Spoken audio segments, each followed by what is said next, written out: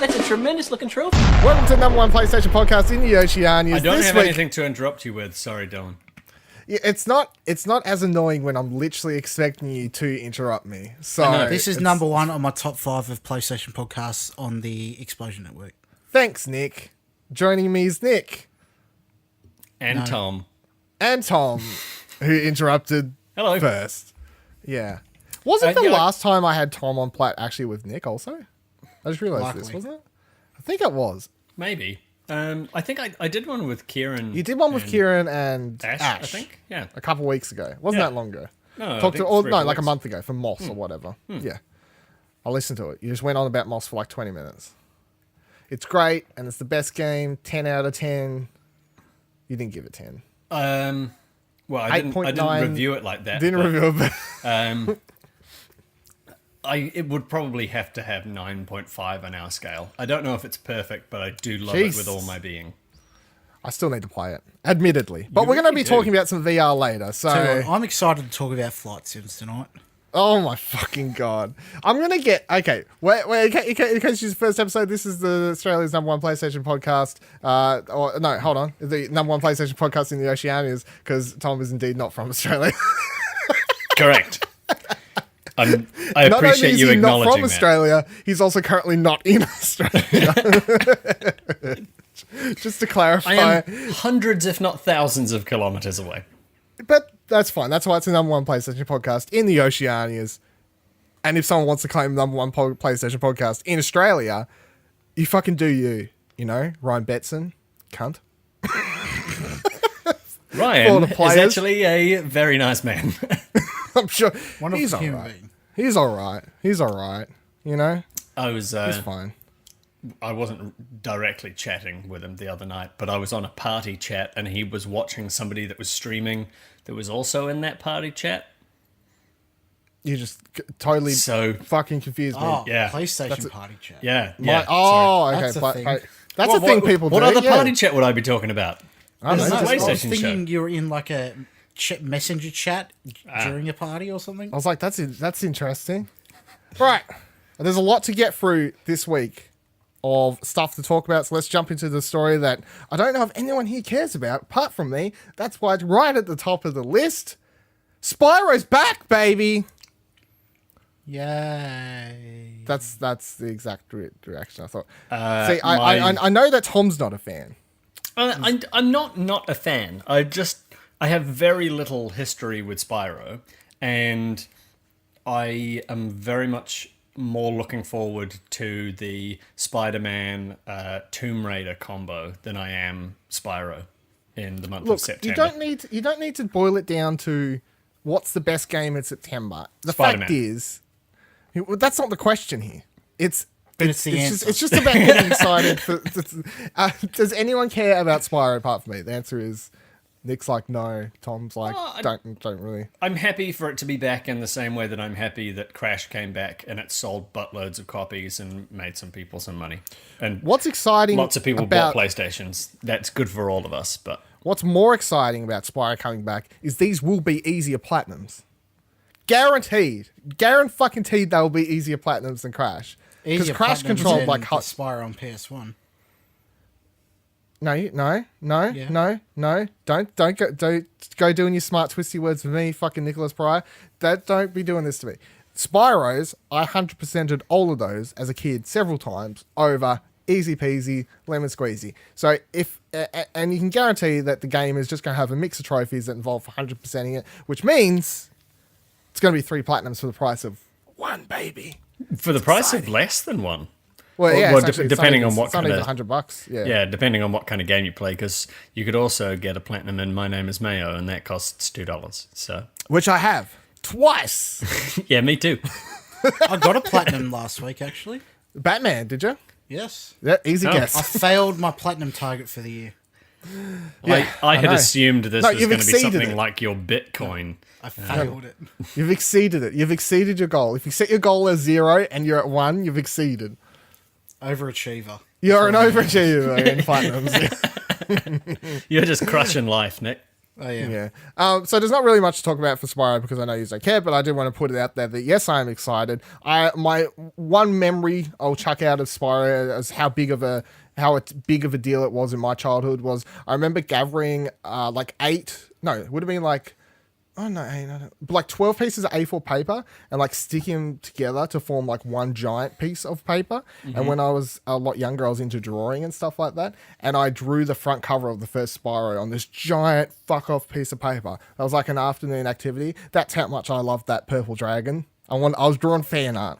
How big was your Sly Cooper drawing? Because I could get behind a new Sly Cooper. I didn't try. I would get behind a new Sly Cooper also because there is an Easter egg about the next game in the last one. So maybe, but I don't think it's sold well enough. Quite possibly not.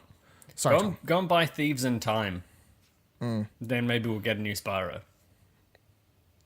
You mean Sly? Sly Cooper. Yeah. Because I was like, I don't know if that's how it works at all. All right.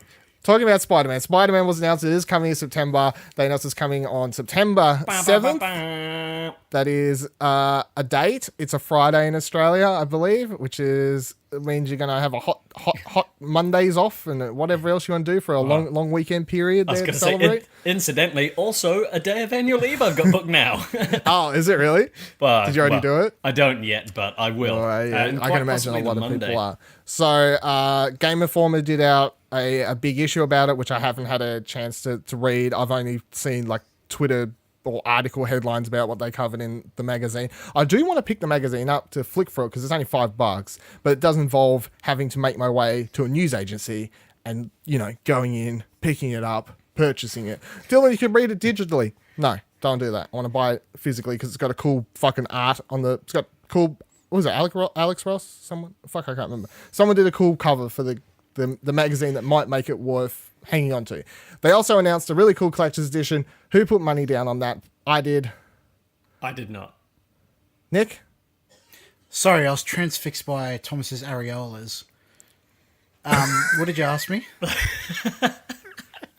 I believe the plural is still just areola as opposed to areolas. Everyone on this podcast is currently topless but me. Just for the listeners behind the scene. It's fucking nightmare. I said, did you pre-order? I put down the deposit for the collector's edition. Yes. See, I was at work and they did the announcement. I looked on the EB website and it was there, and I was like, $250. Maybe it's a little bit more than I need to spend. Is that how much it is in New Zealand? Yeah, it's $249.99 or something like that. Yeah, it's the same price here then. Yeah. And so I went away, and then I came back after lunch and went, fuck Sold it. out. Yeah, I'll do it. Sold out. Gone. Yep. That was your mistake.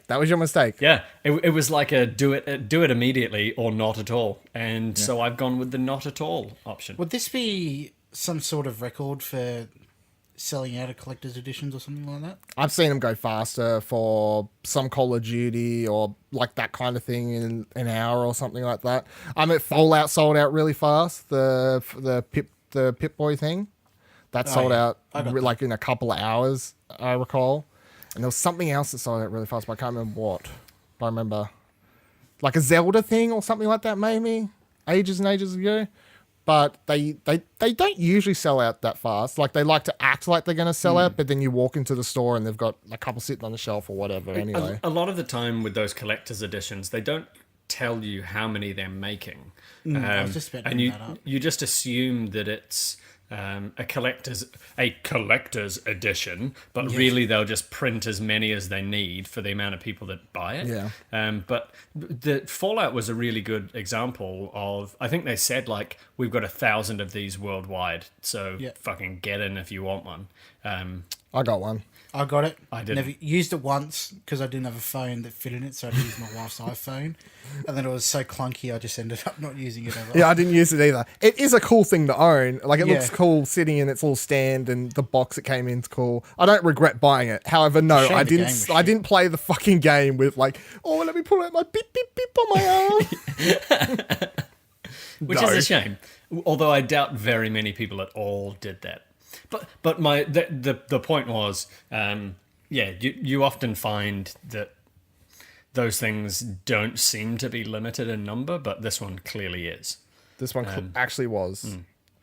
Whether I think that might be because a lot of the time so you look at the Assassin's Creeds and whatever else, the kind of stuff that puts out shovelware versions of collector's editions yearly. Statues are basically molded from whatever, they make billions and trillions of them and whatever else. And then they go on sale at EB Games. And then they go on sale later. All 30% off or something. That's like all Ubisoft collector's editions. Yeah. They always go on sale a month or so later when they got some left. was This just might be thinking one that- where it's actually the statues being made by a company that's Makes good statues. makes good statues, so Yeah. they're actually the collector's the, editions numbered. Aren't all Sony ones generally good quality anyway?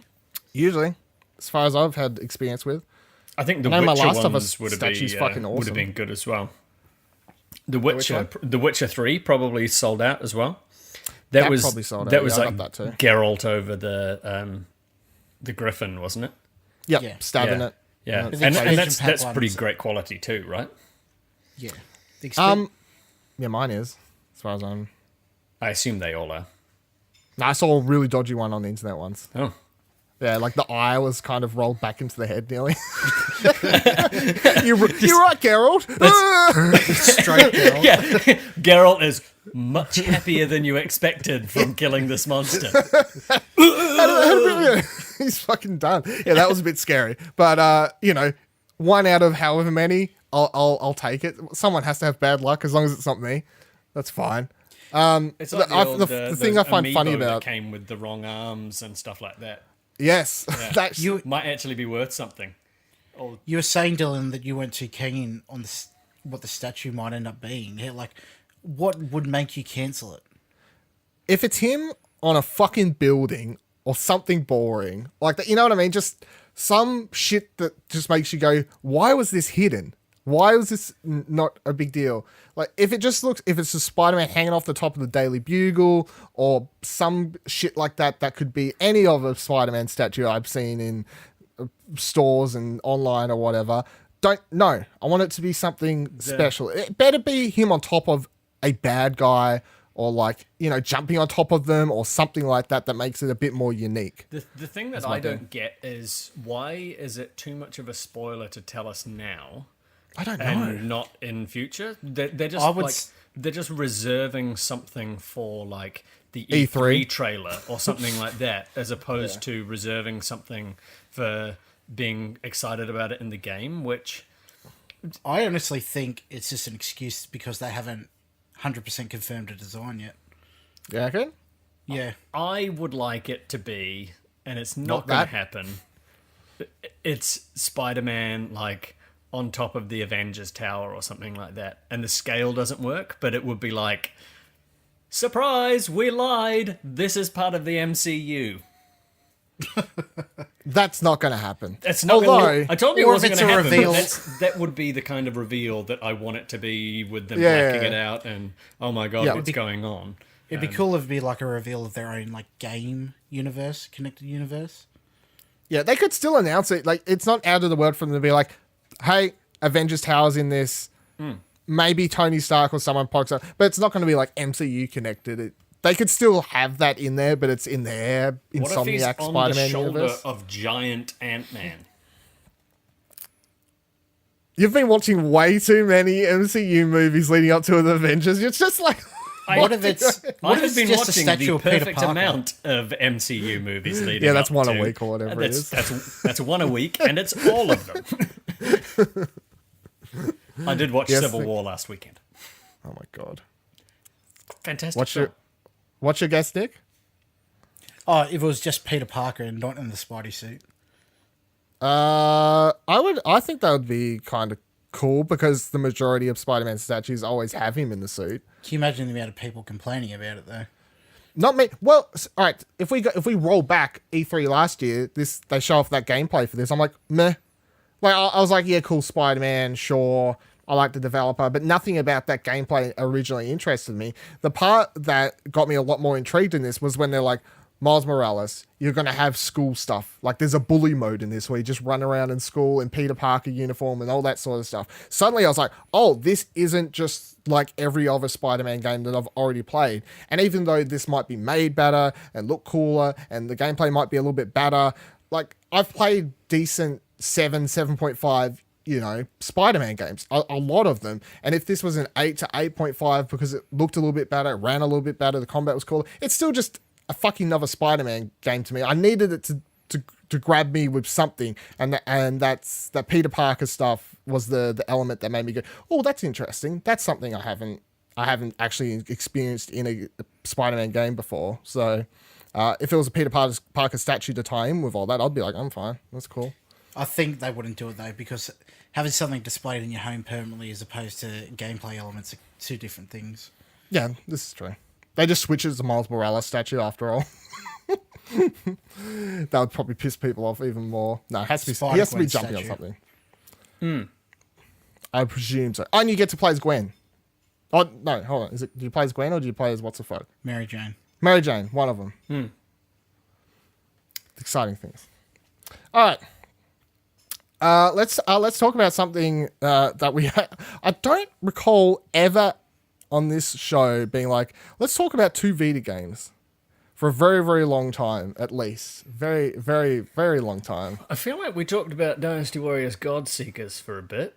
Oh, that's right. But that was like right at that's all you was playing for like, 8 episodes or like the first couple months of this show. And then it was like Vita talk was gone because I wasn't playing anything really on my Vita. I turned played to the dark side. I no, I actually didn't talk dug to up this. my Just, Vita recently. I played a couple things like Danganronpas or whatever I mentioned, but brand new games, I don't think so. Maybe some ports. But hot damn, do we have a brand new Vita game for you? But we have a hot one for you. Let's talk about Reverie by RainBite. RainBite. Neighbours of Tom. Close to. They're in Auckland. It's a plane flight, maybe? A number of hours away. Yeah. Well, Close enough. It's an hour's flight. It's close. Reverie is I would describe it as a Zelda-esque, like old school top-down Zelda-esque game where you wander around this kind of smallish open world, and there's not really that much to do apart from finding collectibles and making your way to and fro the main village to these dungeons. And the dungeons are where the main gameplay happens, and the dungeons are Zelda. Like if you've ever played a Game Boy or Zelda or anything like that, this game is just that. To a dime, it is Zelda Dungeons, and I loved it. I gave it a 7.5, or I think on explosionnetwork.com I got a review up. I think it was a 7.5. If you care about fucking boiling my opinions down to a score, my main issues with it were I thought it could have doubled down more on the lore because I was finding that really interesting, and the story, and it could have done a bit more to make the world feel more interactive because I felt like the world felt very dry, like nothing was happening. Every time you finish a dungeon, wake up in your bed, and every character, every NPC, including your grandma and grandpa outside your house or whatever, inside your house, say the exact same line every day. Like it just felt like I was in a time loop. Nothing was happening, even though I was succeeding in the gameplay. The story wasn't really progressing, so that was my main issues. So the gameplay you was the stuff I wanted, liked. Your grandparents to say it's the 3rd day of your holiday, and it to be a bit more Just explicit something. that you beat a dungeon and that was like one day's adventure for you, Yes. and maybe some little pieces change around the world. Yeah, and like them, I wanted to go because you speak to the grandpa and he says, come back and visit us soon, or keep up to date, or something like that. And I kept thinking, I'll come back and speak to him soon, and he's going to tell me more about the story of the brothers or whatever you're trying to take down. This story that I later found out was actually the story from Moana or whatever. Moana covers this story, which Ash pointed out to me when he was editing my review. He's like, haven't you watched Moana? I'm like, no. Well, that's exactly what you're explaining in your review is the story of Moana. I'm like, oh, Yeah, my bad. Like it's a Is it like a traditional creation Polynesian? Yeah, Yep. which I think a lot of Polynesian countries have, or ethnicities, groups of people have similar myths. Yeah, it's not like word for word because obviously these brothers fished up a completely different island as opposed to Maui fishing up the North Island of New Zealand, but yeah. Yep. But the gameplay and the general aesthetic and the kind of vibe of it, because it's obviously filled with lots of New Zealand references and just all sorts of stuff that I'm sure Tom probably appreciated more than I even did. Loved. Some Yeah. of them were just fantastic. There's simple lines about the rugby and whatever, stuff like that, base level stuff. But I'm sure there was a lot more low level stuff that went completely over my head, which is great and does make it really unique. Yeah. So what do you think? Have you finished it yet? Because So I finished the story before going Yep. to bed last night. I haven't finished the like post game stuff. There's one more dungeon I think to be done. it's not good. Um, I hated the bonus dungeon. really? Spoilers, it's not a dungeon. It is just several rooms of enemies to kill. It's like a combat trial. Oh, okay. Well, Which- I probably could have done that before bed last night then. It's not, so I went in going, this bonus dungeon is going to be like a really hard, like the most hard dungeon in the game or something really great. Walk in, bunch of enemies kill. Next room, I'm like, oh my God, really? This is what the bonus dungeon is? Don't do this to me. That's a shame and a bit of a spoiler for me, but I'll forgive You're about you. to do That's it. all It's not a spoiler. I am about to do it. It is not a spoiler, and I was expecting even harder puzzles than in the last story dungeon, because some of those kind of got me. So some of them, like, I didn't explicitly get answers from you, Dylan, but I was kind of like, I was sending you messages like, I'm fucking stuck. I've got no idea what I'm doing. And you'd just be like, have you tried your yo-yo? And I'm like, oh yeah, that's right. I've got, because you end up with 6, maybe 8 different tools. There's a shovel and a yo-yo and a Nerf gun and your cricket bat. That's your It's main equivalent weapon for anyone who's played Zelda. It's like you go to the first place, you get your bow and arrow. You go to another dungeon, you get the ability to swim. Like every dungeon gives you a new weapon or equipment, whatever you want to call it, to your disposal, and then that dungeon will use that tool a lot in its puzzles and so on and so forth. until you get to the last one, which uses all of them. Which is, it gets kind of difficult to figure out which one you're supposed to use at which point in time, but it's fun. I was expecting harder challenges than that, and that was really gonna destroy my soul, I think, because I did struggle a couple times. But My week with Tom and this game has been him like a couple times. Just I randomly get a message of like a screenshot of or like a picture of his Vita, and him just going, "The fuck am I supposed to do here?" or something like that. what? What do I even do? And I remember I was going to ask a question at one point, and I said, I'm like, no, I need to ask this on the podcast because it's more interesting. Because I didn't find the difficulty of the puzzles overly hard. I thought they were perfectly balanced. None of them really were really too hard. I solved them all in a couple minutes usually, but I didn't feel like it was too easy. It was just kind of a fun kind of dungeon puzzle game. Now, was this easier for me because I've played nearly all of those 2D Zeldas? Have you played any of these types of games before, or like the 2D Zeldas? No. That's what I thought. That's what it'll be. Like there's that Yeah. kind of puzzle solving is probably relatively new to me. Like, and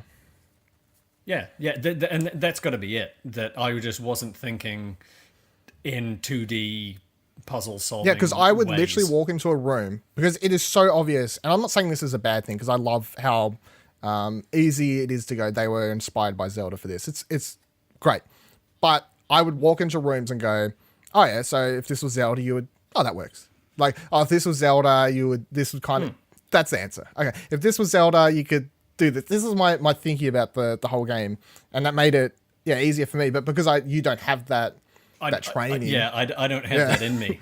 Yeah, you don't have that training in you. You're just finding it a lot harder, which I found interesting. But it was fantastic. I really enjoyed it.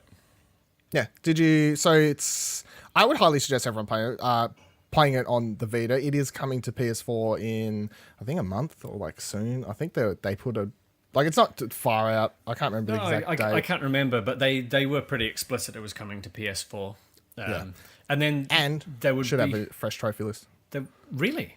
Yeah, because I'm pretty sure I looked at the current one and it just says PS Vita, like it doesn't say PS4/Vita. You can, I believe you can go in later and update it. Fuck, but don't do that. What we should do If you're listening, RainBite. Tom, Yeah. I know that you're listening. You're probably not, and I'm going to tweet you anyway. But We can tweet him this episode, say listen. if you give me a separate trophy list for the PS4 version, I will buy it and play it again on PS4. That is how much I enjoy Well, you won't need the to. game. I already got told it was cross-buy. So as soon as the PS4 comes, we've got it. Well, okay. There you go. Information I have for you. There. Beep, beep, beep, beep. Can you- Yeah, I'll pick it up on Vita though, because it is the kind of game that I think is a lot better suited. Or just for me, I enjoy playing this type of game in my hands. Yep. In a handheld experience a lot more than sitting in front of my TV, because that's what I grew up playing these Zeldas on my Game Boys and my DSs and all that sort of thing. That's where all my favorite Zeldas are, my GBAs, etc., etc. That's where I enjoyed playing this a lot. Well, I don't know how it's taken quite this long for the information to get to you, Dylan, but if you didn't know, with the PlayStation Vita, there's this feature called Remote Play. So every PS4 game is a PlayStation Vita game, so you could actually play it on your handheld. If the Remote second Play time. worked well. Remote Play does work well, and I think you will find with the sort of relatively simple style, it'll probably stream pretty well. It probably will. That's Unlike me trying to remote play The Witcher 3 things like that, which I did many hours of, but it was very choppy. Yeah. So I would highly suggest everyone go out and buy Reverie. For just support the really cool guys, because they're a small team and they're in the oceanic region, which that gives them double extra points for support, of course, The bonus from us. points. I think Reverie was a really great game. I already tweeted at him and was like, I want DLC, because I really love the gameplay so much, and my nitpicky issues were my brain just going ham, going, I want more of the story. But overall, I really love the gameplay and the design and the world and all that. And I wanted more DLC, but they're like, we want to work on something else. I'm like, okay, you do that. I'm excited for whatever your next game is anyway. And if you want some insight into some of the extra Kiwiana that was in there, then feel free to ask me if something was interesting or something was a reference, because there are plenty of things in there that are great callbacks. Even just like walking onto the beach and have someone just be like, g'day. So the perfect, like, it actually made me laugh out loud. The first person that I spoke to was somebody walking around, and they talk about I'm in my togs, but I better not get too far from the beach, because then I'll be in my undies or something like that. Yeah, I didn't get that. So what is that? There was a Fruju ad. I'm pretty sure it was Fruju, like the ice block. Yeah. They had an ad that just talked about like clothing in summer. And the shot is there's a guy in his Speedos, and in the background is the beach, and it's just togs, and everybody's happy. And then the camera turns around to shoot him from the back, and it's like looking up the street now. Undies, and there's like a mother like ripping her child out of the way so she can't see this like middle-aged man walking down the street in his Who the fuck's running the ad campaigns in Speedos, New Zealand? which are basically like underwear at that point, because you're in the middle of town. It's a great ad, and there are dozens and dozens of references like that through the game. I started making a list of all the ones that I appreciated, and then the list got to be like 12 or 15 long, and I was like, no, this game's just full of these, and it's fantastic. Does it have the New Zealand national anthem, Sloss of Heaven? So Dave Dobbin? I didn't notice a Dave Dobbin reference, unfortunately. What it did have in like the art in the background of like it might have been a poster on a wall or something. There was the laser kiwi flag design, which was fantastic. So Was that in the arcade room? Or something? I don't think it was in the arcade. I think there was a different one in the arcade, because the arcade had the kind of funny logo. Kind of as funny well. logo, yeah. Yeah, I think it was somewhere else. It might have been with the microwave. Oh, yeah. No, it wasn't. But Or a different house. It doesn't matter where it was. It was somewhere. But sort of 2 years ago, I think it was, we had a referendum to change our flag or not. And they did public submissions. and some of the public submissions were absolutely fucking ridiculous, because that you ask the public, you get Boaty McBoatface. But one of these that was particularly popular was a black flag with a brown kiwi in the middle shooting green lasers out of its eyes, like off into the corner for no apparent reason. That one just was one that was quite frequently in the media for look at the stupid fucking ideas that people come up with when you ask them to design new flags, and that was in the game as well, which made me chuckle. I just remember what I found interesting, because there was that one trophy that's find the 3 Kiwi bros or something like that, and because I'm so used to being like, oh, if I hear Kiwi, I'm just like, oh, Tom's a Kiwi, Kiwi's just how we, New Zealanders or whatever. So I read Kiwi bros and I'm thinking like dude bro, people with sunglasses on, something like Kiwi dudes, like Kiwi bros or like something like that, and instead it's literally 3 Kiwi birds. 3 actual Kiwis? Yeah. Kiwis. Yeah. Yeah. I kind of had the same thought in my head as well. I wasn't looking for actual Kiwis until I'd found the second one, and I was like, wait a minute. These are what I'm looking for. These are Kiwis, and they're just Kiwis that are around the world. The world there. Are Kiwis actually that prominent in New Zealand? Like, do you see them all the time? No, you don't. They're nocturnal. B, they're quite endangered, I think is the word I was looking for. And sort of on outside of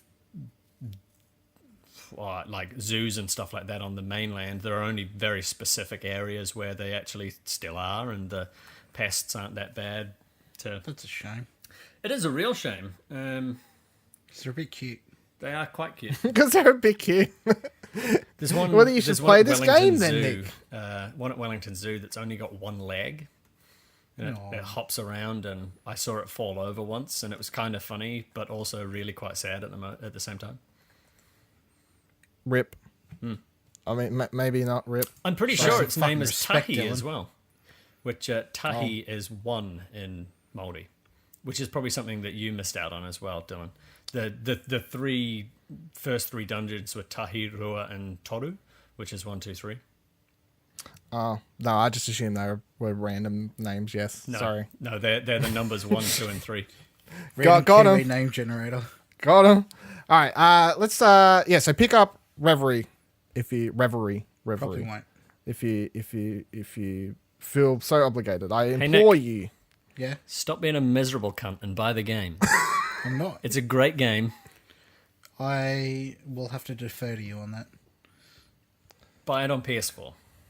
The other Vita game I played this week was by what are they called? They're called Behind the Stone. Right, Behind the Stone. That's it. I played Sir Eats a Lot. I assumed it was going to be Sir Eats a Lot, but I didn't know who made it. Yes, so I played Sir Eats a Lot, which I'm going to be honest, I had a really interesting start with, and I was kind of enjoying my time with it. And by the end of it, I hated it. Oh dear! Like, I was ready. I was so happy when the game ended. I was so happy. I was waiting for you to sell me on this game because I've heard bits and pieces about it in the background and the fact that it was coming and a Vita exclusive and that sort of good stuff. Yes, and I was hoping Vita exclusive. that it was going to be pretty ace. Yes. I was hoping it'd be pretty ace too. I have notes for a review. I haven't had time to write a review yet. By the time this is up, maybe I've got a review up. If explosionnetwork.com, look for that. But I would say, so it's about a knight who eats a lot. Sir eats a lot. There's a wicked witch that like poisons the kingdom with like lemonade or something ridiculous. Like the story's all built around like candy and drinks and whatever else. And it's all very charming. And the art style kind of reminds me of 90s fucking Tim Schafer games or something like that. You know, it's 90s cartoony looky is the best way I'd describe it. Mm-hmm. And you get into it and you're enjoying the visual fidelity of it all. And it's a side-scrolling platformer type combat. It's side-scrolling platformer. The combat's nothing. Sir Eats a Lot is very floaty when he controls. It's done on purpose because he's a fat guy and they're like, he floats when he jumps. He doesn't jump very well. When you want to run, you have to double tap whichever direction you want to go and that activates run. However, you'll be doing this most of the game because he's so fat he can barely make any jump. But then to activate the running speed, you've got to make sure you've had some sugar. And to pick up sugar items to eat to keep your energy bar whole, you have to be tapping on the screen at items in the background to pick up, like lollies and stuff that are hanging off. Which, for the first hour, you're like, this is fine. I'm tapping. Sounds like a mobile game. After Nick, several is that hours give pass... him diabetes? No, apparently Can I he get doesn't a get diabetes diabetes. check on that one? He just goes forever. It can put him at a higher risk of type 2 diabetes. More on that this this coming Sunday. I'm like, okay, so it's a Vita game that they're making use of you got to tap to keep the run up, whatever. Mm-hmm. And for the first couple sections of the game, you're working your way through a forest and these type of simple areas. And I'm not getting sick of it. I'm constantly moving forward. You encounter your first enemy. His sword is very slow moving. The enemies are very slow moving. There's nothing really to the combat apart from you block with your shield. They do their attack animation. You hit them. You block their attack animation. You hit them. It's all very simple. Nothing too complicated about it. And I was like, okay, so this is just a really colorful, interesting world that I'm just going to have a very casual experience through, and I'm going to have a good time. And that's fine. You get a bit further into the game and I'm suddenly lost. Okay, so I'm trying to backtrack. You're trying to backtrack in a game without a world map and without the ability to have your stamina last forever. So I'm trying to work out where I am and I'm running around this world going, where the fuck am I? I don't have a map. That's not good. Okay, I'm going to run. I'm out of stamina. Now I'm walking slow as fuck. These are the type of things that just, as you're sitting there trying to work out where you are and what to do, just frustrate you. Because you're just like, why isn't there a map? This system built around your stamina on treats was quirky and funny at the start, but now that I'm trying to work my way around the world at a fast pace, is becoming really fucking annoying and aggravating me because I'm lost. I've been wandering around for an hour. Then you get further into the game, and the difficulty picks up. You reach the last two levels, like the last section and the section before that. They're like, we're actually kind of trying to make a semi-hard platformer here. I'm like, and I'm dying lots. Tap, and tap, tap, tap, tap. and I'm tapping fucking things on the screen, and I'm not tapping something well enough, or my Vita's fucking old, so the screen's like the touch is not working as well, and I'm trying to tap on something and it's not working very well. But the number one section that made me go, fuck, why? Like, I know this is a Vita game, but why? You get to an underground cave. You get given a banana that glows in the dark, and to recharge it, you have to hold it up to a fucking light source like you did in Uncharted Golden Abyss. God. And I was like, oh, guys, like, why? Like, this is one of the most complained about things from that game. Whenever you hear people talk about Uncharted Golden Abyss, it's like the rubbing on the screen, whatever, fine, annoying me. The section where you have to hold the fucking Vita up to an actual light when you're comfortably laying in bed trying to play. I don't terrible. remember having to do that. It's a thing. And how Golden long do Abyss you have is to my hold it only up to the light platinum source? trophy. how long do you have to hold it up to the light? Several seconds. Probably like 2 seconds for it to charge this banana. Just use your and then you phone. make your way... You can. I don't feel like it's a good excuse. I don't want to be playing a game and having to hold my phone up to it. And I went for I was like, can I turn this off in the options? No, you have to do it. I'm trying to play it at 12:30 a.m. in the fucking morning the other day, laying in bed, and I turn off all my lights. I get into bed. I'm laying there, all cozied up, and then I get to this section and it says, please calibrate your camera. Can't sense any light. I'm like, no, because all the fucking lights are off and I'm in bed comfortably trying to play your fucking game, and nearly tell me to go, roll over, turn light on, scan thing. Okay, good, my banana's charged. Get halfway through a cave, banana runs out of battery. Oh, you fucking kidding me. Roll over again, charge up banana again. I was like, oh my God. But then I'd get Sounds through like a it should have section. been a launch game. I get through the section and I'll have fun in the next part. I'm like, okay, simple combat, simple platforming, enjoying the guess? world, enjoying the colors. You reach another banana cave? No, I had to come back in the fucking banana cave. I was close. How does the banana give off a light source? I don't know. But Radioactive banana. it was so frustrating because there's so many things I wanted to enjoy about this game and so many things I was enjoying about it when they were happening, that when these other things happened, I was just like, oh, you had a good concept you had some really good sections, and then you fucked it in parts, really, to be honest. You kind of just fucked it in parts. So would I tell anyone to go out and buy this now? If you want to support the Vita, yes, because from all the interaction I've had with or seen the dev online, they seem really great, and it's really annoying when you see a really good developer who seems to be wanting to put out a great game, and you kind of have to go, your game fucking annoyed me. Your game really fucking annoyed me at parts. But that's just how it is. So would I suggest going out to buy this? No, I'd say go buy Reverie this week. You're gonna buy a Vita game? Buy Reverie. Does it have a platinum trophy? Because Reverie does. It does. Reverie does. It's one playthrough, and nothing is missable. Tom, I know you haven't been on the show for a while, but we do the trophy talk at the end of the show. I'm aware of that. What if Does Sir Eats a Lot have a platinum? Yes. Okay. Do I have it? No. Should that answer your question about how is it easy or not? yes? Yes. And yes being that answers my question. Not yes, it's easy. Because if it were easy, Yes. you would have it. That is 100% Even if it were correct. moderately difficult, I think you would have it. I'd probably have it by now. Yes, you're correct. All right, and before we move on to the big thing of the week I want to talk about, which is some VR stuff, I want a quick shout out to one other game I've been playing this past week, which is Adventure Pals, which is probably my MVP of the last week, if I'm going to be honest. That's the game I've had the most fun with.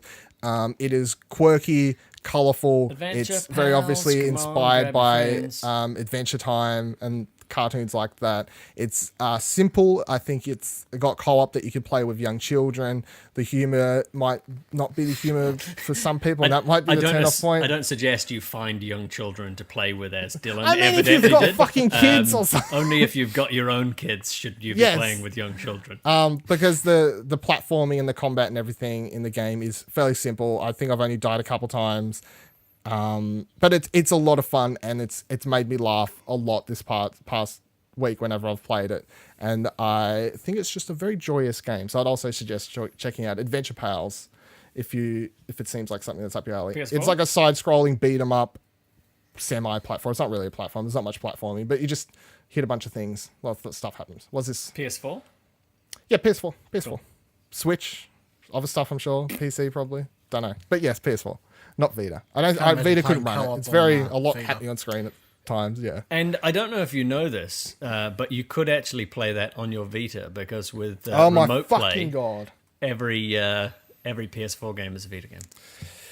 Talking about PS4, let's talk about some VR, which hooks up to PS4. That was a very shit segue. That was was terrible the segue. segue from hell. Almost as good as the segues on Pleasure this week. Yeah, Jesus almost as good. Christ.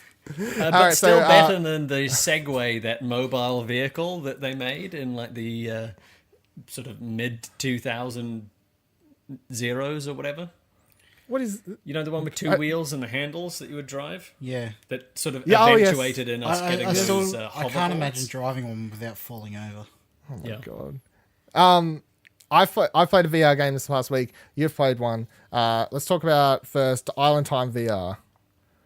Or that's what it's called, right? Yes. Let's talk about Island Time VR. Island Time VR. You had a look on your face like that is not the name of the game at all. Oh, I was played. just messing with you. Okay, thank you. What do you want to know about Island Time VR? What is the game? The game, Island Time VR. You are, it's a survival game. You are stuck on a very small island. There is you. You have two hands that are move wands. There is a crab. He has a radio. And Yep. you are sort of periodically sent miniature survival crates that contain mostly just wood or stones.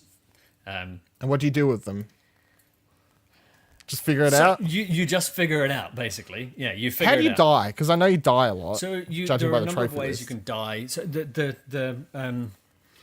it's time based basically, and as far as I can tell, you're just surviving as long as you can, and you have health that is just slowly decreasing. You might get 40 seconds or 45 seconds from a full bar of health. So if you just stood there and did absolutely nothing, that's about how long it would take you to die. Maybe a minute. Can you win? I don't know if it's possible to win. I believe it's just time-based. All of the trophies indicate that it's just lasting over a period of time. The longest one being 20 minutes, which I did. Ah, good job. gold trophy. Um, yeah, so you craft things, you catch fish, you knock coconuts out of the tree and eat them. Yeah, and just try and survive as long as possible. You wrote a review. It should be on the website by now, I think. It By should, the time this goes up tomorrow. in theory, be up by now. In theory, it should be up by now. That's a You gave it, what, a that's 7? a solid 75% sure that it'll be up there, which does Okay. marry up with the solid 7.5. I think I gave it. 7.5? Or did I give it a 7? I don't know. I fucking can't remember. But Was it 7 or a it's- 7.5? I think relatively similar to the IGN scale of that being a good game. And it's good and it's fun, and I really enjoyed my time with it. I must have played sort of pushing 3 hours worth of it over 3 different days of the weekend. Do you reckon that's towards the end of it? Because you were saying in your review you got a bit bored of it. Or like it was wearing repetitive. Some of the VO stuff is wearing a little thin. Too much Greg Miller. Yeah, well, I was going to say you can Not never enough have Greg Miller. You can never have too much, but too much Carl the Crab. It just there's one line. It asks how to spell SOS, which was kind of a little bit chuckle the first time, but got very a little bit grating quite quickly. War theme. And there's also sort of semi-random events that happen, like a particular kind of fish comes, and every time this fish comes, it goes, oh man, a goldfish. That only happens once or twice a playthrough if you're really good. And that's all it gives you each time. Oh. And I'm like, Yeah. even if there were 2 or 3 variations of that line that I got at random, it would be fine, because I hear it 1 in 3 or 4 times I hear that line, but every single time, which was most playthroughs, it got a bit like, okay, I am doing the same thing here. But that was kind of balanced by the fact that I was getting better every time, and I was getting further every time as I sort of learned or sort of formulated my own strategy for how to survive as long as possible. It's $35, I think, or 30 or 30, somewhere between $30 and $35 on the PlayStation Store. By the sounds of it, this sounds like a wait for a sale game. Would I be wrong? I wouldn't be unhappy if I'd spent $35 on it for the time spent. When you go, I easily spent 3 hours with it. $10 an hour is pretty cheap for any kind of entertainment. Reasonably happy with that, but there are probably better things at this point in time you can spend your $30 on, unless you really want to play a survival game in VR, or you really want to play a game with Greg Miller's voice in it. I'm sure there's enough people that just brought it just for Greg's voice, to be honest. Quite possibly. It's a good get for them, I think. I think they made a wise move there. It's a or good promotion shrewd choice. business move. Yes. But the thing that I think I say in the review, TBC if it even exists. You can add it if you don't, because this publishes tomorrow. That I think so. I ended up watching a couple of videos of like Let's Play people playing online, trying to figure out, mostly, if I'm being honest, trying to figure out if anybody that's playing on PC had managed to eat a starfish yet, because there is a trophy on the PlayStation version for eating a starfish, which nobody has. Really? Which I wouldn't mind being the first person to have that, and consequently the platinum trophy if I sort of play a couple more runs. So I saw people playing it on the Vive, which I think is the one with the Vive is HTC. the 3D space one, right, with sensors in front and behind you. Can do, yeah, I think. Yeah, and I saw them playing on that, and it just seemed to work better. Which was then me being like, oh, I think it's a I can known kind fact of that PSVR see is the shittest VR. oh yeah, but I could feel the limitation in PSVR when I was playing it after seeing people play on the different platform, because it does give you the option to do like the the 45-degree swivel? turn Yeah. swivel things, which would have done everything that I wanted to do. But when Is it a teleport around game, or do you walk forward with a button? no, you don't move. Okay, so you just swivel around You one swing spot around the whole game. on the same spot. You, Okay. You do get a bit of forward, backwards stuff, but the island isn't big enough for you to want to go walking anywhere, unless the starfish is on the other side of the island. Then Well, there you go. maybe I should walk Fucked around. up. And We should try try and find the walking. starfish. We should try walking. All right, before jumping into a upcoming list of some games, I'll quickly go over the one I played this past week, which was Crisis on the Planet of the Apes. Yes, VR. that was it. VR. It was a fucking full mouthful of time, which I've got a review up for explosionnetwork.com. I can't remember what I gave it, like a 5.5 or something. Ouch. 6. Don't know, something like that. It's got the interesting things it does is in the movement, which is something that I haven't, it does a movement system that I haven't played in a VR game so far, which is you move yourself forward. Like you look at a point where you need to go, you kind of click a button, but it doesn't teleport you there or like automatically start moving there. You have to walk yourself there, even though you're locked on a tracking system. But because you're an ape, you're kind of holding the two move controllers and you're supposed to be, pounding forward with your two front legs as you go. Mm-hmm. So if you really want to get into the mood of being an ape in the game, you can be like, as you walk there. Or you can just kind of pretend you're pulling a rope or something like that as you're going forward. Oh no, it depends how much you want to go into it. It is a different kind of system that I haven't played before. The shooting in the game is meh. I find it really weird how the apes hold the gun and this sort of stuff. It starts out with a really interesting premise where I thought that was going to just do more of a somber, quiet tale of escape through the prison that maybe ends up with a little bit of shooting, but it's like 3 chapters of quiet sneaking and then you get a gun and it kind of goes to shit fast. But also don't play this if you're against doing a workout, because you spend a lot of time climbing, and by climbing you'll spend a lot of time with your 2 move controllers and henceforth your arms hanging in the air, and doing this like swinging across like monkey bar type motion for 10-20 hours of length, you're probably going to get sore arms eventually. I feel like that might be a turn off.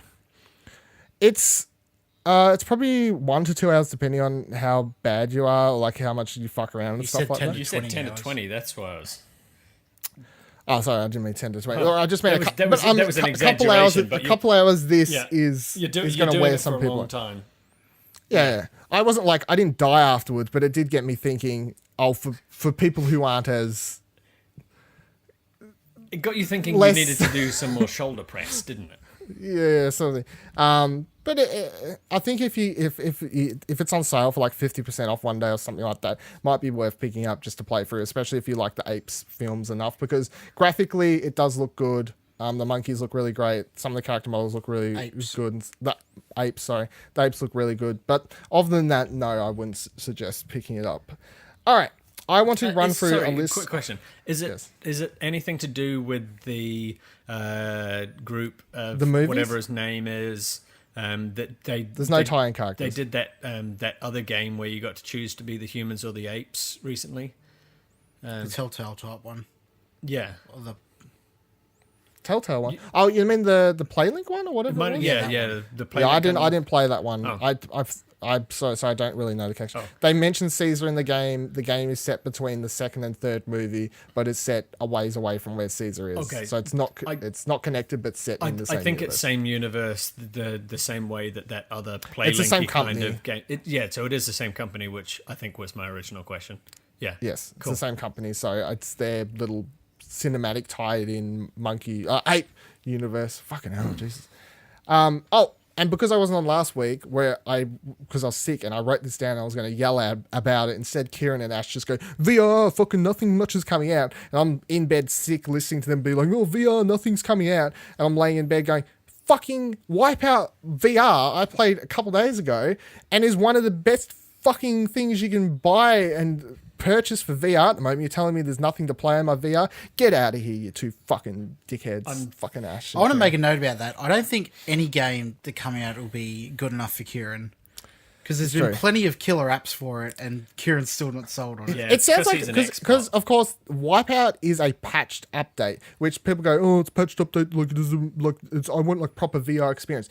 It is the entire fucking game. I don't care if it like wasn't made from the ground up for VR. If you patch your game to be all VR, it suddenly counts as being in the conversation as a VR game. title. Yeah. Yes, the whole game. It's not like Gran Turismo where there's only a couple tracks. That doesn't count. That is not a VR game. That is a VR mode in the game. Tomb Raider has a VR mode in the game. It's not a VR game. Yes, that shit. But this is a game where the entire game is playable in VR, so it is now a VR game. And it made me want a pod racing game so fucking bad. So fucking bad. And I never knew I wanted that until I played this. But Except we're only going to get that stupid fucking horse race from exactly. VR game. But I would honestly, if you see on sale anywhere, if you're like, oh, Wipeout's never been for me, Dylan, like I don't really like those games, playing Wipeout in VR is a completely different experience than you're playing it where you're like in third person looking behind it. And I feel like if you hated them all before, you're going to enjoy it a lot more. I could not play this game normally now. Like VR is the way to play Wipeout. It is the go-to way to play this game. That's huge because I played 2048 on my Vita Platinum Trophy. It's like Yes. like Thomas Marshall, MD. Although I'm not a medical doctor, it's just every game I have to give whether or not I got the Platinum Trophy. Got a platinum in it, yes. I played it on Vita and had a great time. And when they announced because They announced I was doing this at PSX or something. they're I like believe. an upgrade or a remake. Oh, the kind HD of collection. They announced that. Yeah, they were like they're all coming out thing. HD. Yeah. And I was very tempted at the time. I was like, I did really like that, but I'm not sure. It's a really if good collection anyway. I'm not sure if I just liked it because I was playing it on Vita or if I really like that much Wipeout. I will give it a shot, and it's actually been on special for as little as $30 a couple of times. If you can And pick this up for I $30 still and haven't, you've got PSVR, but need to. it's a must buy. It is a must buy now. It like I used to say that Dirt 4 or whatever, Dirt Rally was my favorite racing VR experience. This has now knocked that out. This is now the number one racing thing. And if you want to be like, oh, it doesn't have 4 wheels, so it doesn't count, then Dirt still is number one. But if you want to count this as a racing game, It's a racing which game. it is, this is now my favorite racing experience that you can play on your PSVR. And the sound, if you know, when you don't play this without fucking headphones, because the sounds, Wipeout has a kick-ass soundtrack. It sounds really fucking good. Yep. You got the big techno tunes beeping through your headphones. But then also when one of the other cars like zooms past you, just hearing like the 3D surround, like the like that sound, and then picturing the sound of like pod races from episode 1 and that sort of thing happening, I was like, I need this in my life. I've got 2 points. One, I'm never going to experience that because nobody overtakes me in Wipeout. And Oh shit.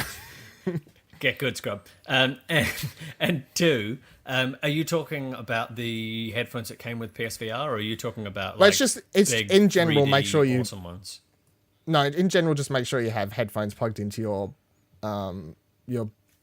box or whatever. I don't play it any other way. I don't know Yeah, why people do. you It doesn't. People do. Yeah. I read online all the time. People are like, no, I just play with because I've got surround sound in my living room. And I see these forums where people are like, you've got surround sound, yeah, but 3D sound's different. And then people, no, it's the same. It's surround sound, 3D sound. Like, what's the difference? You don't understand how. I think those people are mentally challenged. Yeah, there's a difference. I would suggest using over-ear headphones with VR because I think that's better than using in-ear, like iPhone headphones, or the ones that come with the PSVR box. But I mean, either But way, you don't it's have the a same. choice if you have the new PSVR Don't? because the headphones are built in. Are they really? Yeah. Yeah. What? You still don't have to use them though. What? You could put a new set of headphones on What? Yeah. and change the audio out, but that's fine. So pick up Wipeout. Tangent. After doing the exceptional cable management that I did over the weekend, I got to the end of that and then went, oh man, I'm so glad that my PSVR is all like nicely cabled up, and I've got one HDMI cable that's like shortened to a particular length for swapping around. And then I was like, oh, for fuck's sake, I'm going to have to redo all of this when I get the version 2 and don't need the swappity cable.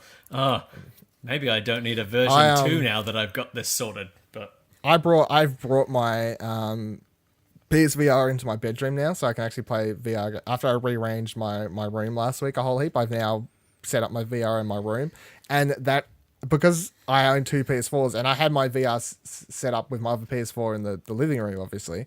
I was nearly just going to bring my VR in here and just leave that out there, but I'm like, what am I going to use it out there for? Fucking nothing. So now I've got two PS4s in my bedroom with the VR solely hooked up to one unit, and then the other one is just left. That's how you do it. That solves all problems. That's living that single life, isn't it? Yes, it very much. If anyone walks into my bedroom, like, it is, yeah. I've got single. both PlayStations for VR and one for not. My room looks ridiculous. I believe that. I don't know how you get into your wardrobe, to be honest. Hey? I don't know how you get into your wardrobe.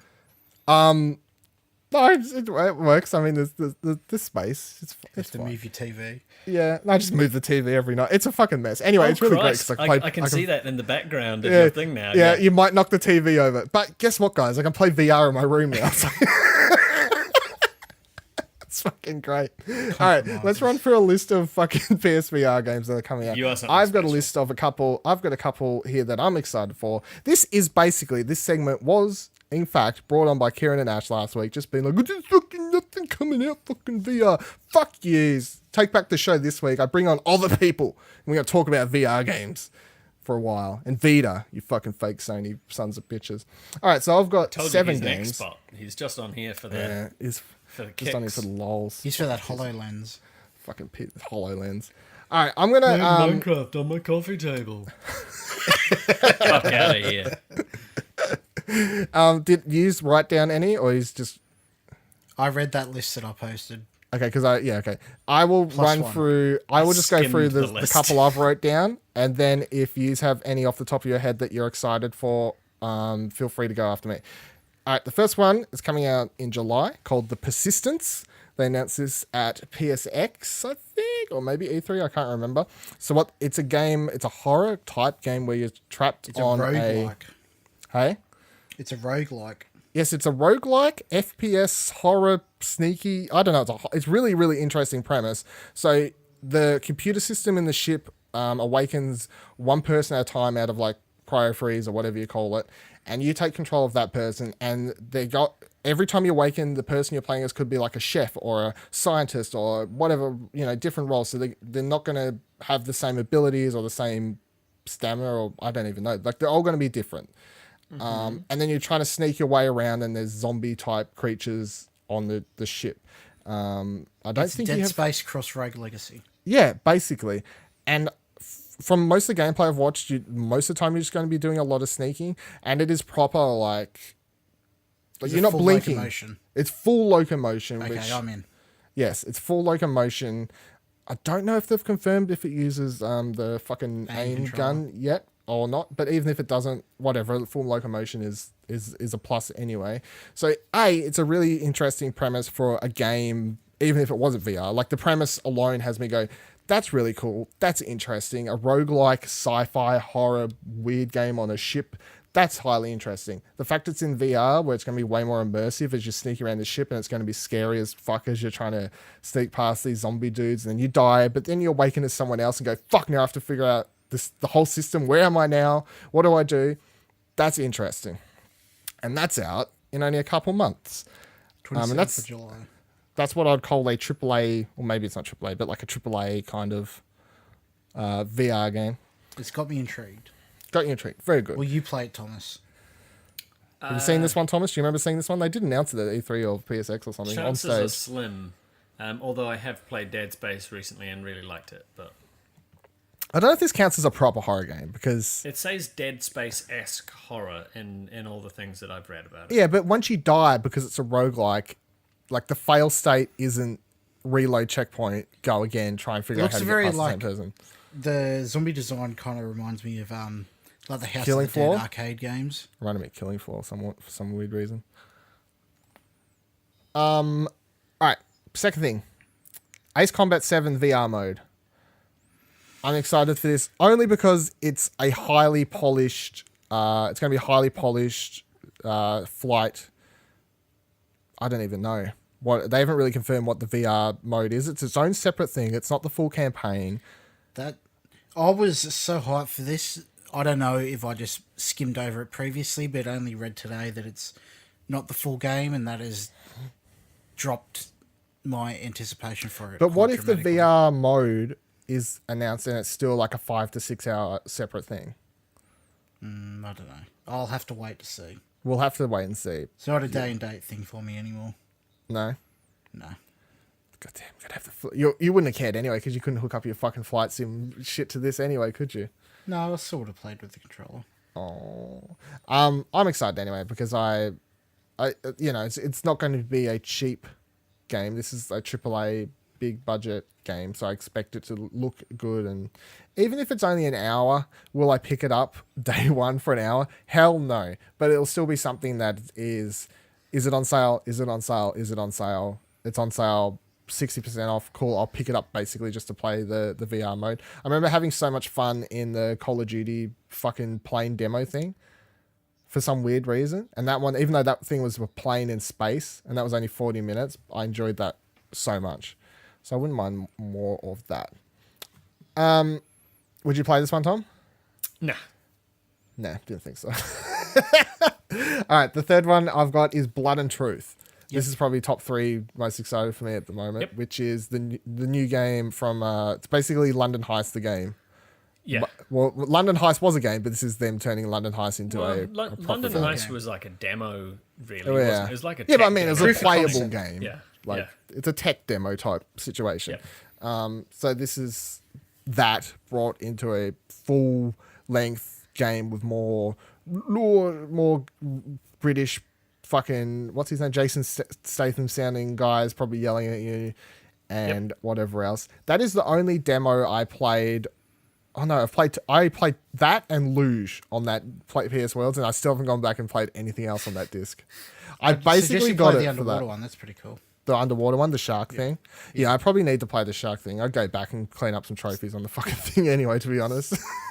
Playing as a stretch for the shark thing. Yeah, we'll finish I it wish for a that trophy. they just made it the Getaway. Which one? This Blood and Truth one. It would make, Yeah. I think, from a marketing perspective, it would make so much more sense.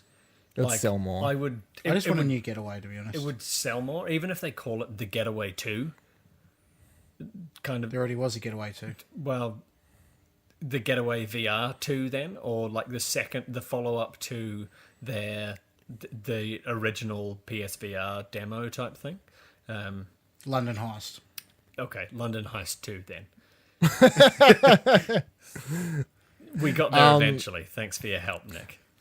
I'm going to be interested to know exactly how long it takes, and because in the London Heist thing, you had like a section where you're shooting behind cover. It was very simple. You had to find a key, unlock this, whatever, and then there was a cool shooting sequence when you was in the car, blah, blah, blah, blah. I want them to expand on it. I would like to know that there are going to be sections where you're able to walk around somewhat. I don't know if I want full locomotion in this game because it's going to be pretty full on. Yeah, that's one of the things. Like, I'm very, like, I often go on about I hate the teleportation things in games, but I'm excited for this one, it being a cover shooter, because London Heist proved to me that it worked well, and they did made it really a good well thing out of it. Yes, I think they did it really well. And the story itself also drove it as well. Yeah. It's not even the story. It's just the interesting voice, the characters more so. It wasn't like I was interested to see where the story went. I was just intrigued. But you had this story being told with these very high level movie type characters right up in your face, flicking cigarette butts at you and whatever else. So I'm looking forward to more of that. This is apparently coming out this year. All these games I think are all scheduled for 2018. I made sure not to pick anything that's coming out next year to prove my point. Ha ha ha ha ha ha ha ha. Dickheads. You gonna play? You're excited for this one then? Yes, Tom. You gonna play this one? Yeah, Blood I think I'll pick that up and play it. Good. Very good. My fourth one I have is Downward Spiral. Has anyone seen this one? Sounds familiar. It's on that list I'm reading right now. Dun dun dun. It is a Surprisingly, space fourth one on the list that we're reading right now. Is it really? Yeah. Dun dun dun. It is a space one. You're in a ship. I think it starts crashing for whatever reason. Yep. And then it is a downward spiral because you're trying to fight your way from the top of the ship to the bottom to escape, I gather. and it's floating, floatiness, like zero gravity. So you're going to be It's floating along zero through G it. Zero G. parts of Dead Yeah. Space. But you've got guns, and I think I think it's out on like they did a demo on HTC or something, and I saw YouTube gameplay for people playing it in co-op, like co-op shooting while making your way down. So to traverse your way through the environment, you're basically going to have to be zero G, like grabbing onto stuff and like pulling your body forth to make your way through this crashing ship or whatever it is, while still taking on enemies and being like grabbing stuff and shooting them and making your way through.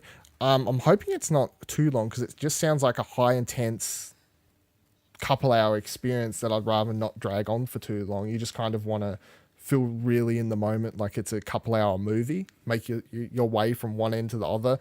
I don't want to be like, okay, I'll come back tomorrow to finish it. How frequently do you get up and do exercise for a couple of hours, though?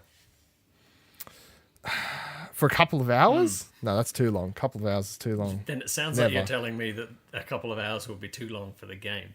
But I feel like Nah. you would equally be disappointed if it was 20 minutes, but a whole bunch of different ways that you could go about it. That's true. Anyone interested in this one? Yeah. It seems familiar and I might give it a jam, but I'm not running out to buy it. The next one I've got is Megalith, which they announced at E3, I think they did, because it was most famous for being a bunch of people, like one of the designers from like Bungie or something. No, like the composer from the Halo games with like the creative director from some other company and blah, blah, blah, blah, blah. It was all these high profile names attached to it. And it is a game where you are playing as a little girl or something like that. And as you go through it, you're going to mind control, take control of golems, and it is full locomotion walking around this world, and it is like one-to-one sword play kind of stuff that reminded me, if you watch gameplay of it, a lot of Infinity Blade. Was that what it was on iPhone or mobile phone one back in the day? Infinity, whatever it was. But Actually, it's also a 2v2 online action game. That's the thing that concerns me the most. Wait. I'm reading the wrong one. I'm thinking I got them confused. So I'm talking about Golem. Megalith is the 2v2 one. Yeah. I got the 2-2. Golem. Come back to Megalith. I'm talking about Golem. Okay. Sorry, audience. I'm talking about Golem. We'll come back to Megalith. So yeah, Golem is this. You're going to be walking around in this. It does make more sense considering I just said you take control of golems with a little girl's mind and everything like that. So you take control of these golems, and it is like full locomotion, walk around, swords, shields. I don't know what else you'll gather. I think It reminds me the if the Titan, the Colossus, and Shadow of the Colossus fought each other. Yes, That's and I think as the what game they- progresses, you're supposed. I think maybe you'll control bigger and bigger golems as it gets along. They haven't really said much about it. It was supposed to come out this month originally. It was originally dated to come out this month, and then it got pushed. So I'm going to put a guess it might come out by the end of this month, because I think they bit off a bit too much than they can chew, because I End think of they this said there was only year, like you 12. mean? Hey? You mean the end of this year as opposed to the end of the month? Yeah, the end Yep. of this year. I feel like they aimed a bit too higher and got a bit more convoluted, because I think it's only 12 people working on it. It's a very small team, but they're making this very high budget, full locomotion, walk around, golems, blah, blah, blah, blah. So, but it's an exciting idea. All right, now let's talk about Megalith, which I don't think there's any gameplay of, or I haven't seen any gameplay of it. There's personally. a little bit. Is there a little bit? Well, it's a teaser trailer, but it has a little bit of. Yeah, I remember that because stuff in it. they announced a teaser trailer at E3 or PSX or whatever it was. 2v2, big monsters, online. What I'm fight. concerned about is the 2v2 online nature of it, because I loved Rigs and it was fine in single player, but I could not once did I ever find a multiplayer game to play against other people. That's And why I was I- 3v3. That's what I was going to say. 2v2 sounds better because there's a height that increases your odds, because there has to be less people for you to get the match. Yeah, but still, when he was 0 successes on 3v3, Yes. It doesn't necessarily mean that you're going to get Especially when bots could take over the other people. Oh, really? So What I look at, I think I remember the tease as well. I thought it looked like the promise of No Man's Sky visually, and some of their Yes, promo it did art look stuff. like that. And Yes, I was just yes. like, I was immediately disappointed that it wasn't No Man's Sky VR. No Man's Sky VR. and, Even though that's probably coming, let's be honest. and what? I still reckon that's going to happen. I would. They're gonna I patch think that. I would be back into that. Like, I would re-download it and play it. yeah, give me. For that. I don't know if I want to play with the aim controller or if I want to play with a different controller, but I think it'd just be a dual shock. yeah, maybe. But fuck, I want to play that. I guess you couldn't really like jump into your spaceship and just start spaceshipping easily if you were playing with an aim controller. The aim controller? No, probably not. There's too much, and the menu system and all that sort of shit. Like, I reckon just a that bit- you could sort of aim around at the menu system. I suppose. Just like shoot at the things that you want to like It stack reminds me on of the top each sharpshooter other and controller stuff. for the PS Move. I hope you can aim TM at your stuff on the screen. But Megalith looks interesting to me. Just the premise, like big golems in VR sounds exciting to me. I don't really need to know more than that. 2v2 excites me more than hearing like 16 versus 16 simply because it means me and like Nick could team up and sit there and just play games on the team or whatever What if- all afternoon. PUBG VR. Nope. Yes. Nope. Yes. Fuck that. 100 The game's people. way too buggy. I'd feel sick every second. Imagine if they made it in VR. I was It'd just be fucking stepping terrible. up the number of people playing these games. I don't actually really want that. Xbox Okay, can keep it. thank you. The next one on my list is Transference. Damn, I was hoping you were going to say Star Child. No, Transference, which is the Elijah Wood horror game that we know sweet fuck all about. Really, apart from it's going to be a horror game being put out by Ubisoft's VR studio team, whatever, and Elijah Wood's That's a no from writing me. it, being in charge of it. Yes, I figured as much. They put out a really weird trailer at E3, which basically was very, I don't know, Black Mirror-esque, I suppose you could call it. It was very, very odd. But it stood out even after nearly a year later. And we still haven't seen anything else about it, but it's supposed to come out this year. And I'm excited just because of the Elijah Woods attached to it. And it looks so fucking odd. So, and it's a horror game, and I'm a sucker for VR horror games. Nick, would you want to check this one out? Yes. Yes. Did you like the trailer? Yes. Yeah, so did I. Because it's really, really weird. And the last one on my list, before I see if you have any that I haven't said, which I'd hope so, is Firewall 0 Hour, which is the other multiplayer team squad-based shooter that kind of, where they showed him playing with the, but this played with the sharpshooter. And they showed him in the gameplay, they were like twisting the gun sideways and there was a map attached to it on the gun. They showed it at PSX. I think they did a gameplay session of it. But this is a sharpshooter-based multiplayer shooter. And the looks on everyone's faces is like, nope. Completely lost on me.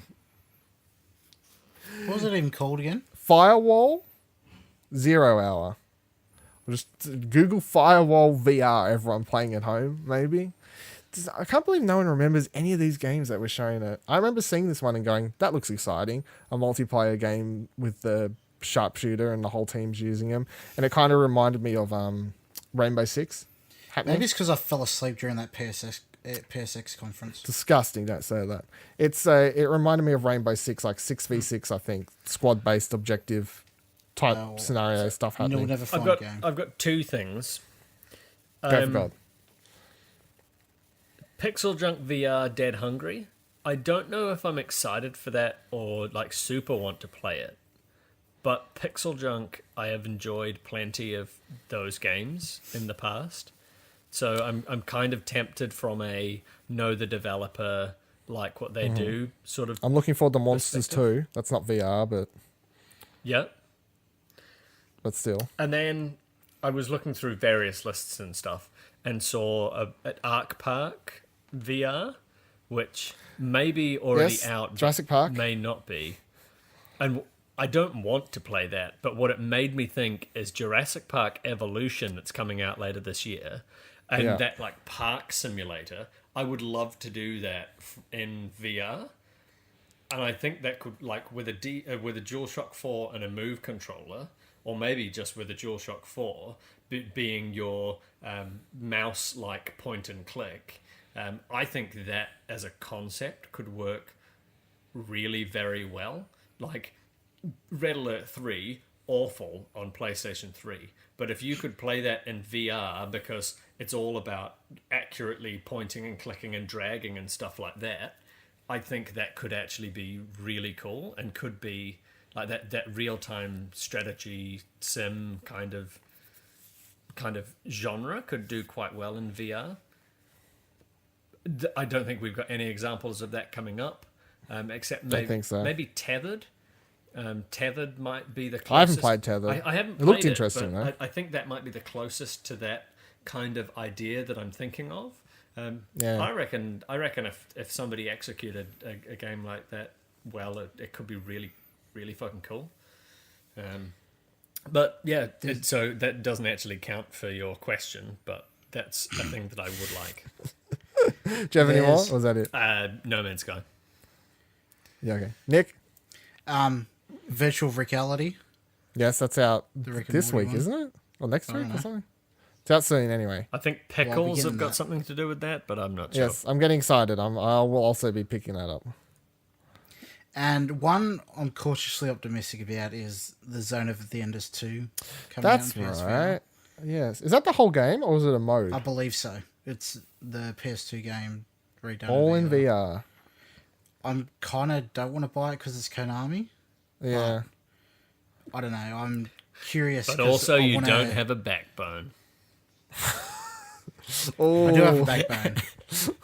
I'll never sign up to Apple, Yeah, that's okay. Okay, It's true. Yeah. and I'll never buy South Park Fractured Button. You have got that on me, but you will buy Destiny 3 times. You did buy Destiny. But To be fair, I've only bought Destiny 2 once. so far. My track record is going at all the right. moment. Yeah, At the moment. Wait until they announce the DLC and you're like, that looks really cool. Nah, I'm officially done. When Destiny 3 comes around, I'll steal someone's copy and sell it so I'm in the negative. Okay. I'm not sure. You got that's any how it more works, VR? but that's okay. You would. Any more? Is that it for the VR? You should. That's it. You should steal. No, you shouldn't steal. But if you were trying to get into like some kind of negative or net positive, you should steal copies and then trade them in at EB, because then EB sell that second hand, and you know that they move those second hand units, and that's true. That's money That's out of Activision's pocket essentially. But I Fuck do not Activision. condone this activity, both the No, stealing neither do I. and The Explosion Network does not condone anything that was just said. But it was a fun concept to explore briefly. Yes, very We good. hate stealing, but all for piracy. Nope, unless it's a pirate VR game, which would be exciting. And not Sea Sea of of Thieves, Thieves. PSVR. Not Sea of Thieves. The My, Ubisoft equivalent. Shit. My number one treasures. pick for VR games would be some. I guarantee by the end of the year, if you're like, Dylan, what was the best VR game you played in 2018? Moss. It will be some random shit. No, it might be Moss, but I would probably think Moss. if it's not Moss, it'll probably be some random shit that hasn't been Moss. announced yet, or just drops randomly, or is announced at E3, or is some weird Spider-Man experience VR. that comes out of nowhere, or something. I think there's still a bunch of stuff that could come out of left field that you don't need big trailers for leading up to. They can just put out a trailer a month before, drop it, announce it at PSX, drop it a couple months later, so on and so forth. If Beat Saber comes out on PSVR this year, that could end up being my biggest thing. They announced the release date for that game on HTC and all that sort of shit the other day, and that's for this year, but they didn't say if it was coming to PSVR this year. Do you know what Beat Saber is, Tom? Nope. You've seen this, haven't you, Nick? Nope. Holy shit, you both don't. All right, so Beat Saber is like currently my number one, but I don't know the release date for PSVR. It is a rhythm music game I where you're assumed basically you're holding what is easily described as lightsabers. Okay. One, with move wands. You got two lightsabers, and then I blocks- assumed you didn't mean real-world lightsaber periphery. You have to buy lightsabers with the game to play Yeah. it.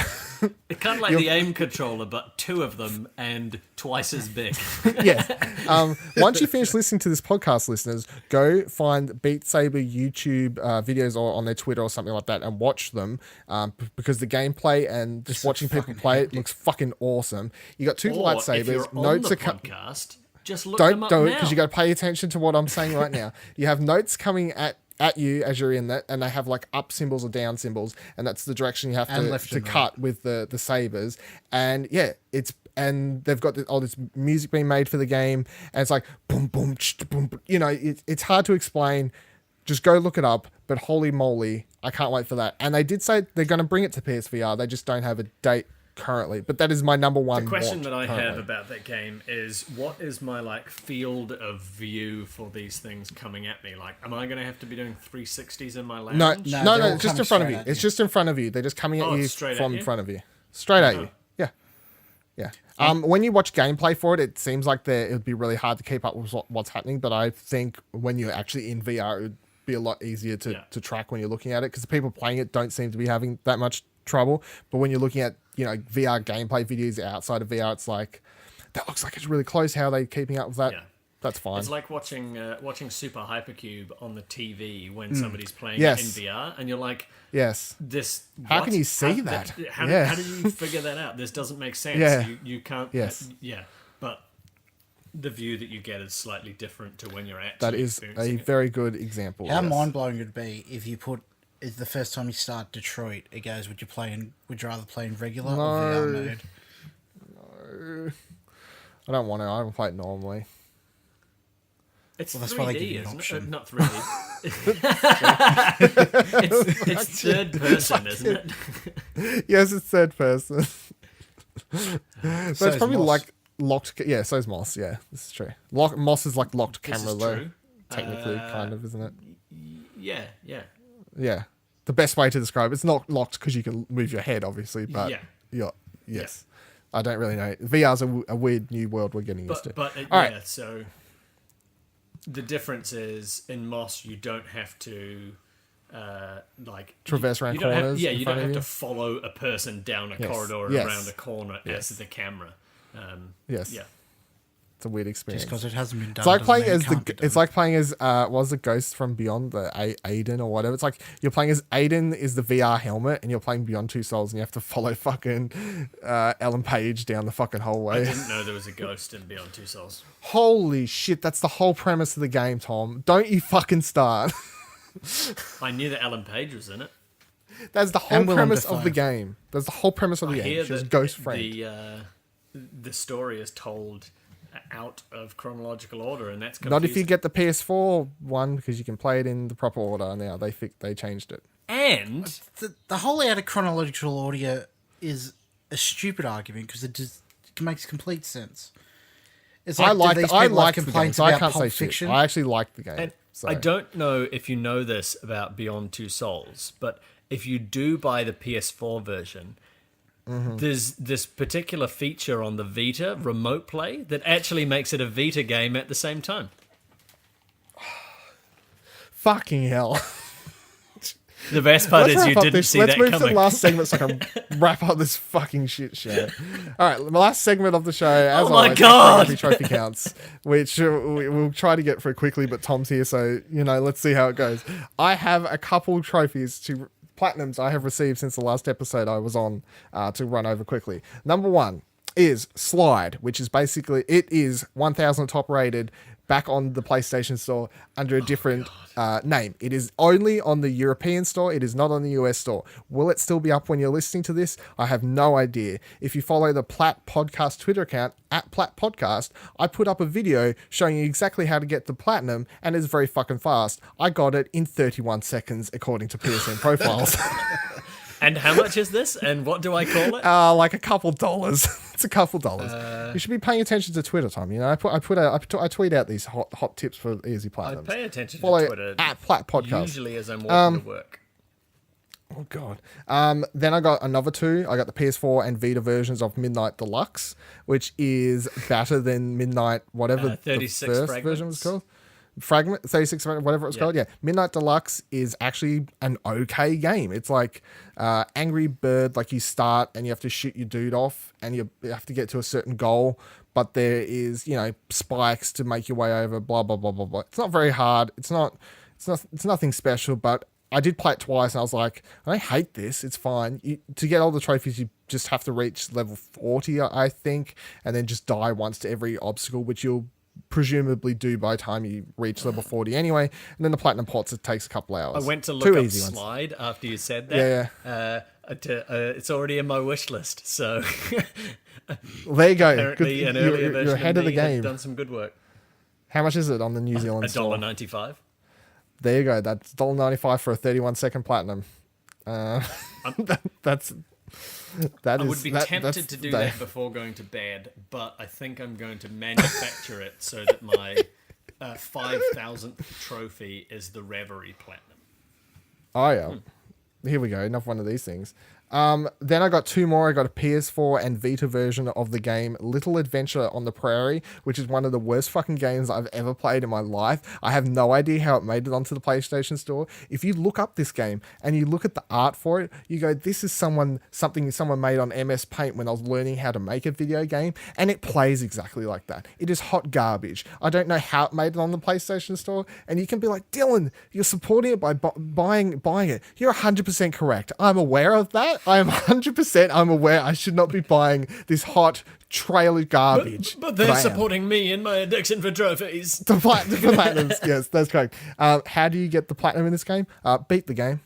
It's got like 12 levels or something. I don't know. It'll take you like an hour. There's a Vita version and a PS4 version. I don't know how much it is. It's probably like fucking a couple dollars each or something as well. These are all ones, in case you didn't gather, that I did do while I was sick in bed because I'd Nothing else to do. To pick up fucking shitty platinums. And then the next one I got was called Orc Slayer, which is another fucking terrible game. It is not as bad as Little Adventure on the Prairie, whatever that shit was called. It is harder only because the game is so glitchy and bad that I nearly gave up. It's not hard in its actual design, or like it's not meant to be hard. It's just it is so fucking bad. The last boss is known to glitch and that it won't die for a very long time, and you have no choice but to just keep trying to shoot it. And it took me nearly an hour of shooting the one boss just constantly over and over, running around in a circle. Luckily, I had lots of podcasts to catch up on, and I just zoned out running around in a circle, shooting some fucking terrible wizard boss. While what is the rest of the game? It's a first-person shooter where you run around with a bow and arrow and you shoot orcs, and it is terrible. It is an easy platinum. It is glitchy though, so you may get aggravated like I did playing it because I can feel it in your voice that you didn't enjoy your I got time. very angry at one point because I fell through the world and all sorts of junk was happening. Sounds like Absolver. Fucking terrible. No, the Absolver's better than that junk. Then the last one I picked up was the only good platinum I've got is the Reverie Plat, which is a good trophy list. Makes you explore all aspects of the game. Has none of the trophies are missable. Double thumbs up for that. And you just get the collectibles, do a bunch of misc things. Like we mentioned, meet the Kiwi Bros, that sort of thing, random stuff like that. And that's it. You basically just do everything in the game. You grab yourself a platinum. The platinum took me 6 hours 50 something minutes. There you go. Did Easy you sit down platinum. and just play it all in one go? No, I did it in 2 6 sessions, hours, but I 57. wanted to, Oh, so that was like total playtime as opposed to elapsed total time. playtime. Yeah. No, total playtime took me 6. So I played it for a couple hours one night, and then I did a couple the next day because I wanted to get a review up ASAP. And that's a good plot. Recent lists to go through. I've mentioned No good ones. just to cover Sir Eats a Lot. The platinum could be easy, but I'm pretty sure, 99% sure, the game does have several missable trophies. In a game like that is just not acceptable. Not acceptable at all. There are collectibles in the game in the form of stickers. It's a really cool part of the game, actually. There's little animals in the background. You click on them, you trace over them with your hand on the screen, you get a sticker for the animal. Cool. That's the collectibles. But as I mentioned before, the idea of backtracking in this game without a world map, even if you're like, oh, I think I know where this sticker could be, it's in this area, and you forget exactly how to get there, which path to turn up, down, left at different corners without a world map, and the fact you can't constantly run. If you walk into an area, wait 5 seconds, load. Oh, fuck, no, it's back this way. Wait 5 seconds. No, fuck that. I'm probably never going to get that unless they patch it or fucking do something. Crisis on fucking whatever. Planet of the Apes VR thing is an easy platinum, depending on your VR setup. For me personally, I think I don't have quite enough room to be able to do that platinum run easy enough, because there are a couple trophies for beating certain levels in like under 5 minutes, under 10 minutes, etc., etc., etc. It's not hard. It just depends on if your VR setup is good enough to allow you to quickly move through the levels, which I don't think mine is, but I'm willing to give it another go. And then a couple of lists I want to point out. Rick and Morty VR looks easy, has a platinum, which is good. You could Super double Deluxe. your platinums this year, Nick. Yeah, he will if he Unlikely. If you're he unlucky. gets a part for that. So that has a platinum. Owlboy has a really cool list, and that's exciting. That game's coming out shortly, and it actually looks like a list that isn't missable, which is good for that type of game. It's just on PS4, and it doesn't have any. though, isn't it? Yeah, just Wow. PS4. But I was worried that it would Remote have a play. trophy, some obnoxious trophy for not beat the game without dying, beat the game under 5 hours, because it's that type of game. It doesn't though. It's just get the collectibles, beat the game, etc., which is good. It's not like Shovel Knight where beat the game without dying. Crap. Don't get out of here. Don't do that shit. I enjoyed the Super Shovel Gerald Deluxe is this cool game that's coming out that has a really funny trophy list that I pointed out on the Twitter account. And then Devious Dungeon is coming out on Vita, which is a mobile game being ported by the same studio that like ports Midnight Deluxe and shit. And it's a roguelike. Yeah. It's like it's a roguelike, I think, dungeon crawler, but the levels are fairly short, and the unless it's actually hard, which I don't think it is, all the trophies are just like beat 100 levels, but the levels are short, so it's probably just a few hours, and then destroy 500 barrels, destroy 500 enemies, shit like that, which seems like a Vita game, easy plat while you're watching something else. Listening to And that is podcasts. it. That's how much shit I have when people take over my show or poison me, as Kieran did, because I was sick last week, and I gotta hit you with the trophies because I get the platinums. I got the platinum in the Division since I was last on. I don't think I had that last time. And that's You didn't. That's I did. Did you say? No, you Oh, I didn't. and that's the only platinum that I've had recently. I've played through a bunch of games, and I'm working on the Far Cry 5 and Reverie platinums. Yeah. Nick, Dylan. how many platinums have you got? How many platinums? Lord and Pryor. What was that? He just What was woke that for again? Do you want to tell us about it? Was it an easy platinum, or No, it was quite difficult actually. what was the most hard part in that game? Making decisions.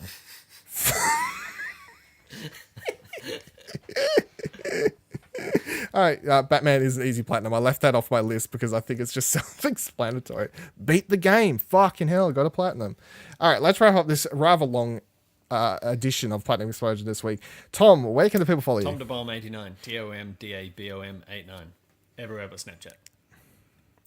Nick, where can the people follow you? In the trophy cabinet. Is that a real Twitter account? Sure. I hope it. If it isn't, I hope it is. But you don't have that much effort. You can follow me on Twitter at Vivaladil, Vivaladil. You can follow the show, as I've mentioned a couple times, at Plat Podcast, where I have been trying to put more effort into using that account to make it a reason to follow outside the Explosion Network account.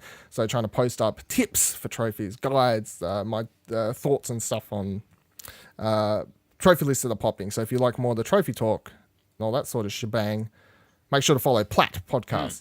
You can follow the network of which Platinum Explosion is a part of, Explosion Network, at Explosion Pod on Twitter. And make sure you head on over to iTunes, give us a 5-star review. And if you don't have iTunes like Nick or refuse to fucking make it, the best you can do other than that is word of mouth. You turn to whoever you're sitting next to now, Daryl in the car, you say, hey mate, Platinum Explosion, it's a fucking top podcast. Mum, you should listen to Platinum Explosion. Yeah. Mum, I've got a podcast for you. What's a podcast? Mum's like, what the fuck's a podcast, full of shit? I told you like 3 years ago to listen to Serial because it was amazing, and Oh no, I but still said she that. doesn't know what a podcast is. Ugh. I remember when the Serial came out, I was sitting in the lounge, just sitting there listening to it. And my dad's like, "What are you doing? Just staring at a blank TV?" I'm like, "Oh, I'm just listening to this thing." I'm like, "What is it?" I'm like, "Oh, it's like the best documentary I've ever watched." I was like, "Oh, I mean, listen to. Are they going to make it into a TV show? No, won't listen to it then. What's a podcast again? Yeah, no, they still don't know. I still don't think they know. Head on over to explosionnetwork.com where you can find the rest of our shows. We've got many, many shows, and make sure you go to twitch.tv/Explosion Network where we do all sorts of gaming related stuff and other things. Until next week, plat, and make sure all your golds are beautiful and your platinum shine. Bye. Ad read, April 2018, take 5. Hey listener, if you're not listening to the Tales of Theldin yet, you should be. It's a D&D audio drama, more easily described as D&D Light. The focus is telling a fun story and cutting out too much of the fiddly D&D details that could confuse or bore the uninformed. It features Kieran, Dylan, Ash and Tom, and you'll be in for some laughs and good adventure. Give the first episode a listen today and see if it's for you. Explosion Network Bulletin Board. Pleasure Explosion is now Thursdays at 12 PM Australian Eastern Standard Time. Thank God daylight's over. With Tom hosting the free-flowing conversation, and make sure you check out if you found the old format too much. Reacts and review discussions officially lift off on Twitch, so make sure you follow our Twitter at ExplosionPod and twitch.tv/ExplosionNetwork to keep up when they are live. You'll also find them at bit.ly/ExplosionNetwork on our YouTube 24 hours later. I do explain. I'm like, it's like a radio show, but like people listen to it.